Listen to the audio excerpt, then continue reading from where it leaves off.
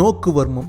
7ஆம் அறிவு படத்திற்கு முன்பு இதை பற்றி நம்மில் பலருக்கு தெரிந்திருக்க வாய்ப்பில்லை. இத்தனைக்கும் இது நம்முடைய அடையாளம். குறைந்தபட்சம் இப்படியான தகவல்கள் திரைப்பட ஊடகம் மூலமாவது தமிழர் பார்வைக்கு வந்திருப்பது மகிழ்வை தருகிறது. தமிழன் தன் பார்வையையும் கூட ஆயுதமாக உணர்ந்து அறிந்து பயன்படுத்தி இருக்கிறான் என்பதே பெருமிதமான உணர்வுதானே.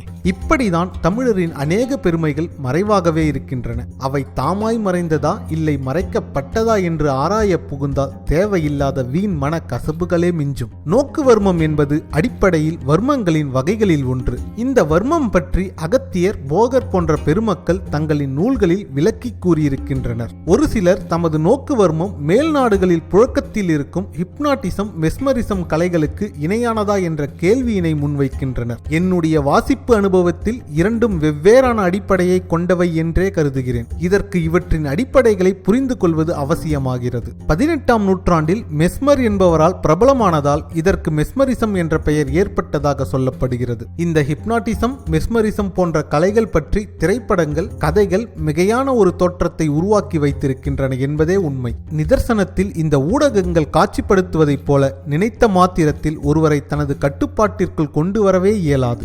ஏனெனில் இந்த முறையில் ஒருவரை இயக்க விரும்புபவர் அவரது அனுமதியின்றி நிச்சயமாக அதை செய்திட முடியாது. அவர் அனுமதி பெற்ற பின்னர் அறிதுயில் நிலைக்கு அவரை கொண்டு சென்று அதன் பின்னர் அவர் ஆழ்மனதிற்குள் ஊடுருவி அவரை கட்டுப்பாட்டிற்குள் கொண்டு வர வேண்டும். அதிலும் அறிதுயில் நிலைக்கு செல்பவர் யாருக்கும் எக்காரணம் கொண்டும் சொல்லக்கூடாது அல்லது தெரியக்கூடாது என்று தீர்மானமாக இருக்கும் விடயங்களை தெரிந்து கொள்ள இயலாது.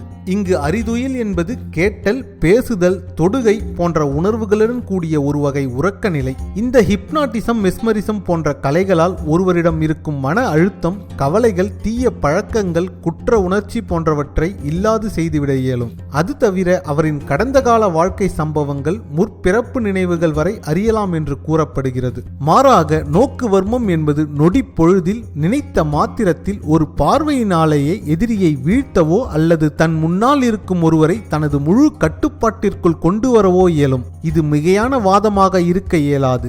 ஏனெனில் இது பற்றி அகத்தியரும் போகரும் உறுதியான கருத்துக்களையே தங்களின் நூல்களில் குறிப்பிட்டிருக்கின்றனர். எல்லோரும் நினைப்பதைப் போல இந்த கலை அடியோடு அழிந்து போய்விட்டதா என்றால் இல்லை என்றுதான் கூற வேண்டும். இன்றும் கூட இந்த கலையின் எச்சங்கள் நம்மிடையே இருந்து கொண்டுதான் இருக்கின்றது.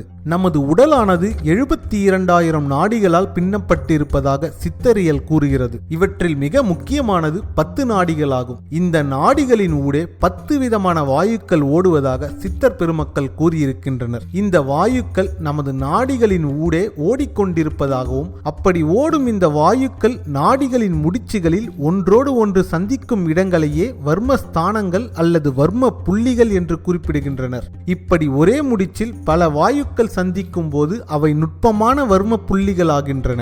இத்தகைய நுட்பமான வர்ம புள்ளிகளில் அடிபடும் போது அவை உயிராபத்தை விளைவிக்கக்கூடியவை. படாத இடத்தில் பட்டு பொட்டென போய்விட்டான் என்கிற பேச்சு வழக்குகள் இந்த நுட்பமான வர்மஸ்தானங்களில் படும் அடியினையே குறிப்பிடப்படுகிறது. இப்படி நுட்பமான வர்ம புள்ளிகளை எந்த ஒரு குருவும் ஆரம்ப நிலையில் கற்றுத் தருவதில்லை. குறைந்தது 12 ஆண்டுகள் பயிற்சிக்கு பின்னரே குருவானவர் இதனை அருள்வாராம். அந்த கட்டத்தில் தான் மாணவர்கள் வர்மக்கலைக்கு தேவையான உடல் லாவகமும் மன வலிமையும் மன பக்குவமும் பெற்றவராக இருப்பாராம். இப்படி ஒன்றிற்கும் மேற்பட்ட வாயுக்கள் சந்திக்கும் நுட்பமான வர்ம புள்ளிகளே நோக்குவர்மத்தில் பயன்படுத்தப்படுகிறது. இந்த புள்ளிகளின் மீது கவன குவிப்போடும் தன் முனைப்போடும் பார்வையை செலுத்தும் போது பார்வையின் தீவிரம் பொறுத்தே விளைவுகளை உண்டாக்க முடியும் என்கிறார் அகத்தியர். பார்வையின் தீவிரம் பொறுத்தே ஒருவரை நிலைகுலைய செய்வதில் துவங்கி அவரை மயக்கமடைய செய்யவோ அல்லது அவரின் உயிரினை போக்கவோ செய்திட முடியுமாம். இவை தவிர இன்னும் மேம்பட்ட நிலையில் அவரை தன் விருப்பத்திற்கு ஏற்ப இயக்கவும் முடியும் என்கிறார்.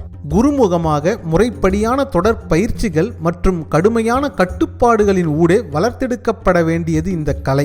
இந்த நோக்குவர்ம தாக்குதலில் இருந்து நம்மை காத்து கொள்ளவும் வழிவகைகள் இருக்கின்றனவாம். அவற்றை குருமுகமாகவே அறிவது சிறப்பு என்பதால் அதை இங்கே ஒரு தகவலாக மட்டுமே பகிர்ந்து கொள்ள விரும்புகிறேன். தற்போதும் தமிழகத்தில் உள்ள கன்னியாகுமரி மற்றும் கேரளத்தில் சில பகுதிகளில் தேர்ந்த வர்மக்கலை ஆசான்கள் இருப்பதாக கூறப்படுகிறது.